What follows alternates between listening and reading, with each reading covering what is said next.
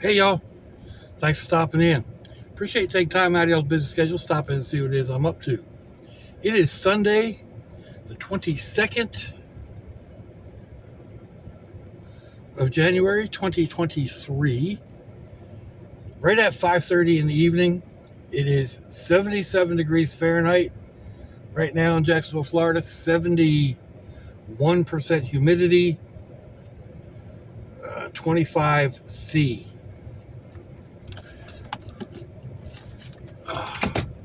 I have just filled my ice. Filled my cup with ice, I should say.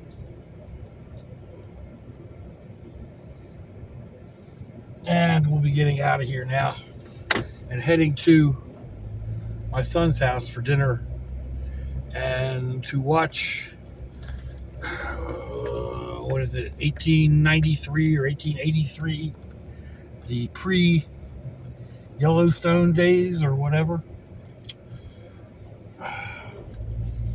So, oh man.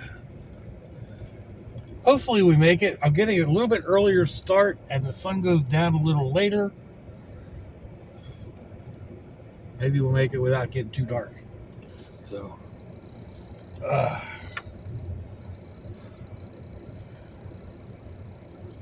so last night, with everything going on for the past couple of days, the things getting moved and stuff that I didn't want to get thrown away that was out on the porch, stuff that my brother had left and stuff, odds and ends that I had out there and blah, blah, blah. Everything got stuffed in my kitchen. So I could barely move in there last night just to get a drink. I ended up puttering around for a couple of hours, finding new places for things. There's still several hours worth of work to be done in there, puttering around type work. But at least I can get to my microwave, my sink, and my stove. Or not my stove, my refrigerator. I haven't been able to get to my stove in I don't know how long. I don't use the stove. Or very seldom ever use the stove. So it's electric and it drives the electric bill insane just using it a couple times a month. It costs quite a bit. I don't remember what I figured it out at, but it's cheaper to use butane or propane for me. I mean, if I was making a big meal and I needed 2 or 3 burners and the oven and all that stuff, yeah, that's a different story. For me, just my butane stove or my propane stove or an alcohol stove, they work as well around the house for cooking as they do out camping.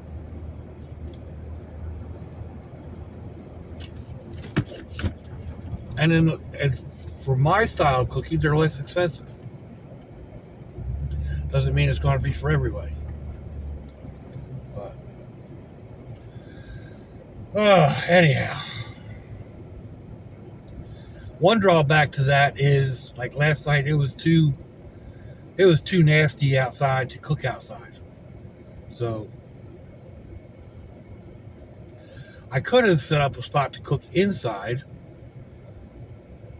I couldn't reach my microwave or anything else. And I have like gone into the other apartment the past couple weeks or whatever and cooked over there. But things over there are in turmoil as well. So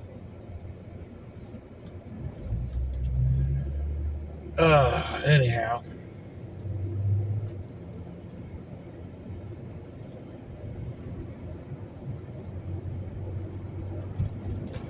Let's see.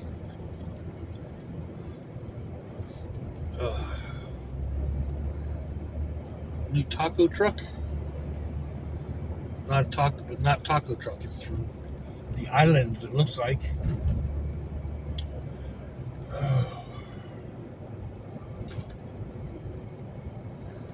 eventually, I mean, I would like to get back out and get around, especially with it getting darker a little bit later and kind of blending in with my sleep schedule. I'm hoping to start getting out a little bit more here in the near future. There's a couple of spots that I want to go explore, and the weather's still going to be nice enough. I need to get this thing emptied out so I can throw my bed in the back. It won't take that long, really. It's more reorganization than it is anything else, other than my back seats or stuff back there that needs to get. But, you know,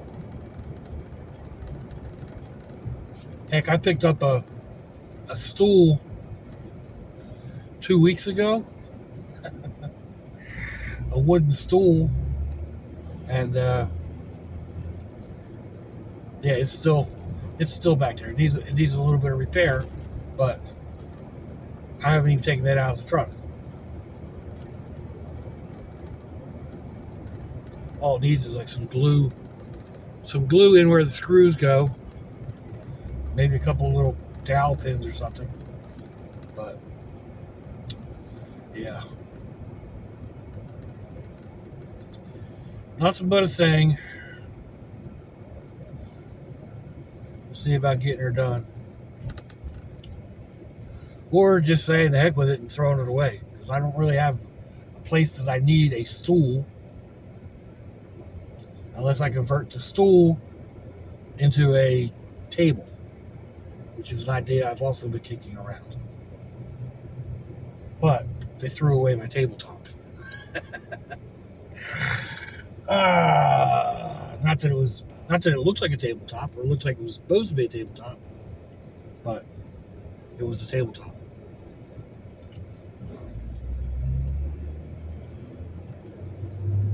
Or it would have been a tabletop. It was a tabletop in my mind. So, I've got a table counter thing out on the porch that I use all the time, but it's not exactly what I had intended to put out there, but it works. And unfortunately, it's one of those, well, I need it now, this will work for now, and then I don't do the other things. So, like, I want to do a Laguna table, and that's a table that it's got like a single leg pipe, or single pipe leg, and then it's kind of L-shaped, and the tabletop itself rotates around on the pipe, and you can actually put one on so that the tabletop itself rotates around.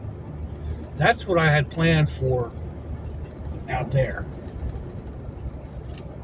And like I said, I ended up just grabbing a couple of clamps and clamping a board down to the railing, and it works. 95%. It's not 100% level, but I can fix that easily enough if I really wanted to. It's not a major big deal. So,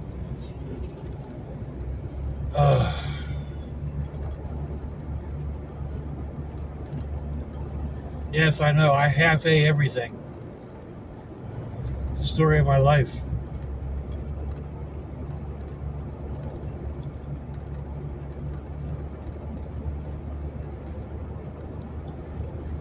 There's times that I wish I was like other people and, you know, finicky about how things are, and, you know,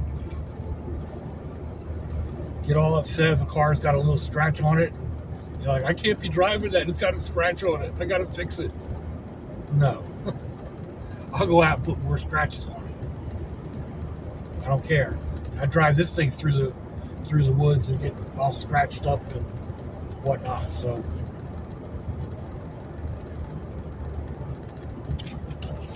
I was watching a camper, a new camper guy last night. I think maybe the night before.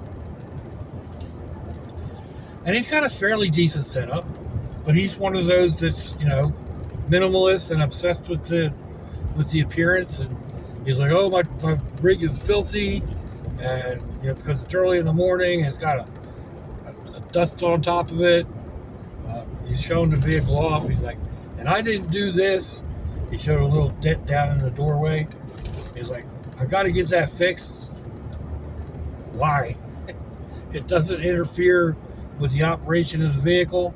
It's going to cost you $1,000 to get that little thing fixed. For what reason? Right? And I watched another guy, watch JR go. He is one of those very meticulous ADD, ADHD, A personality. I mean, I enjoy watching him because he is so different from what I am. And a lot of times I have to laugh because he is that meticulously A personality type. The last video I watched, he's working on this little electric car that's, I don't know, 20 or 30 years old. He got 3 of the wheels, 3 of the rims sanded down and painted, and he had to put the 4th unprefinished rim on the vehicle to go do something.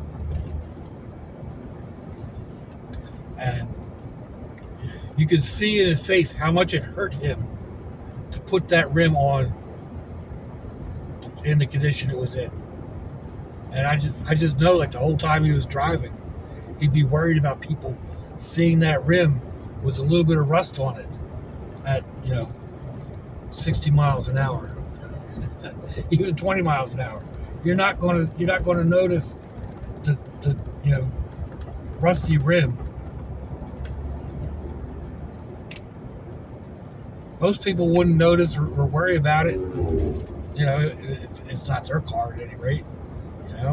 If it's parked in a parking lot or a driveway somewhere, you're not going to drive by and go, "Ew, look at those rims." Nobody cares. Now, if you put a big set of big 28-inch shiny circus wheels on it, people are going to go, "Ew, look at those rims." At least I do.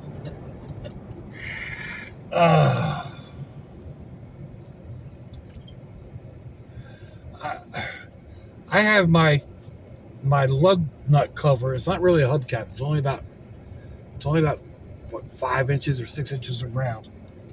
It's still up here on the dashboard. It should be over there on the right-hand front wheel. All it does is cover the lug nuts. It's got these little indentations, little like half moons that fit the openings on the rim. Well, ever since I bought this, one of the first things I did was pop those lug covers off and twist them just enough that they didn't match up, because I know it would drive both of my son-in-laws crazy. And it still does. I've had this thing, 4 years? Almost 5 years? Almost 6 years. Almost 7 years? I don't know. It's been a while, but it still drives them crazy.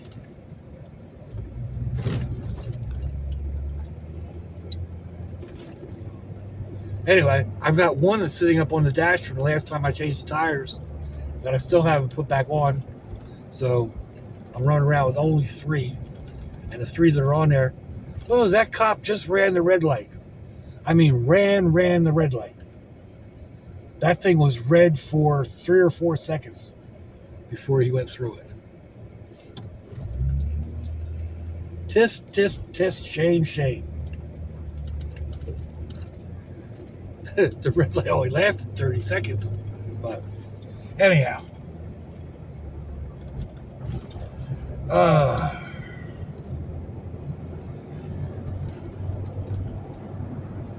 That's it, guys. Fly by. That car right up there, that SUV is a cop. Yeah. 3 guys on motorcycles. 90 mile an hour, and there's the brake lights. Oh.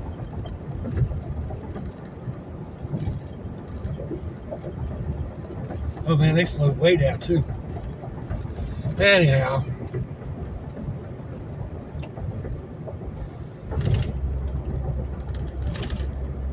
Get over here and see if there's enough daylight left to try and charge the AC system back up. I think I've got enough refrigerant.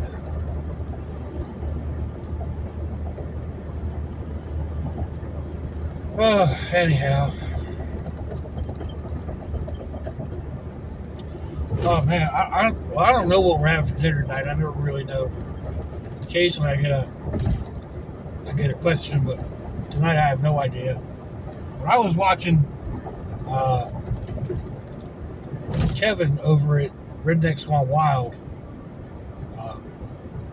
he did a short on a couple of hot dogs, red hots, Redskins, just kind of basic hot dogs on, regular. I think they're egg buns or whatever, but jalapeno, habanero, jack cheese, and chili. I mean, very, very basic. And now I want one, or three, or four. I think I've got hot dogs. I don't have the rolls. I know I've got brats. I don't have the habanero jack cheese. But I've got the brats, I've got the Cubano rolls, I've got Swiss cheese and American cheese, jalapenos, and habanero spiced onions, which are really good.